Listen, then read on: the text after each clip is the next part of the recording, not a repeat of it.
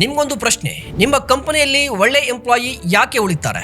ಸಂಬಳಕ್ಕಾಗಿನ, ಭಯನ, ಒಪ್ಪಂದನ ಅಲ್ಲ. ಯಾಕಂದ್ರೆ ಜನ ನಿಮ್ಮ ಕಂಪನಿಯಲ್ಲಿ ಜಾಯಿನ್ ಆಗೋದಕ್ಕೆ ಒಂದು ರೀಸನ್ ಇರುತ್ತೆ, ಆದರೆ ಕಂಪನಿಯಲ್ಲೇ ಕಂಟಿನ್ಯೂ ಆಗೋದಕ್ಕೆ ದೊಡ್ಡ ಕಾರಣ ಇರುತ್ತೆ.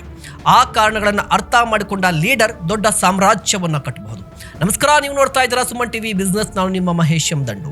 ಬಿಸ್ನೆಸ್ನಲ್ಲಿ ಅತ್ಯಂತ ದುಬಾರಿ ಖರ್ಚು ಯಾವುದು? ಜಾಹೀರಾತಲ್ಲ, ಆಫೀಸ್ ರೆಂಟ್ ಅಲ್ಲ, ಟೆಕ್ನಾಲಜಿ ಕೂಡ ಅಲ್ಲ, ಒಬ್ಬ ಉತ್ತಮ ಎಂಪ್ಲಾಯಿಯನ್ನು ಕಳೆದುಕೊಳ್ಳೋದು. ಯಾಕಂದ್ರೆ ಒಂದು ಒಳ್ಳೆಯ ಎಂಪ್ಲಾಯಿ ಹೋದ್ರೆ ಅವನ ಜೊತೆ ಎಕ್ಸ್ಪೀರಿಯನ್ಸ್ ಹೋಗುತ್ತೆ, ಕಸ್ಟಮರ್ಸ್ ರಿಲೇಶನ್ಶಿಪ್ ಹೋಗುತ್ತೆ, ಇದರಿಂದ ಕಂಪನಿ ಕಲ್ಚರ್ ಹಾಳಾಗುತ್ತೆ. ಎಲ್ಲಿ respect, growth, recognisation, purpose, trust ಇರುತ್ತೋ ಅಲ್ಲಿ ಜನ ಹೆಚ್ಚು ಕಾಲ ಕೆಲಸ ಮಾಡ್ತಾರೆ. ಇದೇ ಕಾರಣಕ್ಕೆ ಪ್ರತಿ ಬಿಸ್ನೆಸ್ ಮ್ಯಾನ್ 5 ಅಂಶಗಳಿಗೆ ಆದ್ಯತೆಯನ್ನ ಕೊಡಬೇಕು.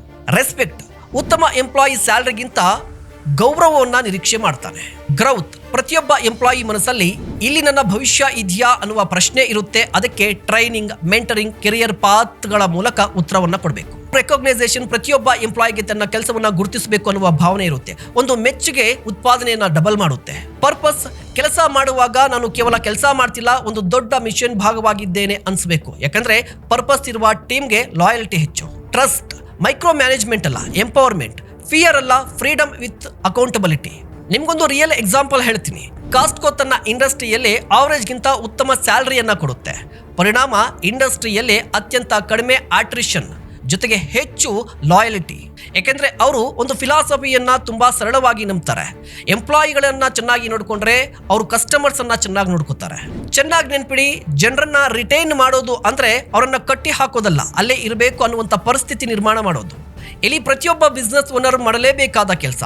ಈ ವಾರ ನಿಮ್ಮ 10 ಎಂಪ್ಲಾಯೀಸ್ ಹೆಸರನ್ನ ಬರ್ಕೊಳ್ಳಿ. ಪ್ರತಿಯೊಬ್ಬರಿಗೂ 5 ಅಂಶಗಳಿಗೆ ಸ್ಕೋರ್ ಅನ್ನ ಕೊಡಿ. Respect, growth, recognisation, purpose, trust. ಇಲ್ಲಿ ಎಲ್ಲಿ ಗ್ಯಾಪ್ ಇದೆಯೋ ಅಲ್ಲಿ ಆಕ್ಷನ್ ತೆಗೆದುಕೊಳ್ಳಿ. ಚೆನ್ನಾಗಿ ನೆನ್ಪಿಡಿ, ಹೈರಿಂಗ್ ಒಂದು ಈವೆಂಟ್, ಟ್ರೈನಿಂಗ್ ಮತ್ತು ಒಂದು ಪ್ರೋಸೆಸ್, ಆದರೆ ರಿಟೆನ್ಷನ್ ಒಂದು ಕಲ್ಚರ್. ಜನ ಉಳಿಯೋದು ಅವರಿಗೆ ಗೌರವ ಸಿಕ್ಕಾಗ, ಅವರಿಗೆ ಬೆಳೆಯುವ ಅವಕಾಶ ಸಿಕ್ಕಾಗ, ಅವರು ತಮ್ಮ ಕೆಲಸಕ್ಕೆ ಅರ್ಥವಿದೆ ಅಂತ ಭಾವಿಸಿದಾಗ. ಯಾಕಂದ್ರೆ ದೊಡ್ಡ ಸಾಮ್ರಾಜ್ಯ ಕಟ್ಟಡಗಳಿಂದ ನಿರ್ಮಾಣ ಆಗೋದಿಲ್ಲ, ಒಟ್ಟಾಗಿ ಕನಸನ್ನ ಕಟ್ಟಲು ನಿರ್ಧರಿಸಿದ ಅದ್ಭುತ ಜನರಿಂದ ನಿರ್ಮಾಣ ಆಗುತ್ತೆ. ನೀವೇನು ಹೇಳ್ತೀರಾ? ದಯವಿಟ್ಟು ಕಮೆಂಟ್ ಮಾಡಿ. ಇಂತಹ ಮತ್ತಷ್ಟು ಕಂಟೆಂಟ್ಗಾಗಿ ನೋಡ್ತಾ ಇರಿ ಸುಮನ್ ಟಿವಿ ಬಿಸ್ನೆಸ್.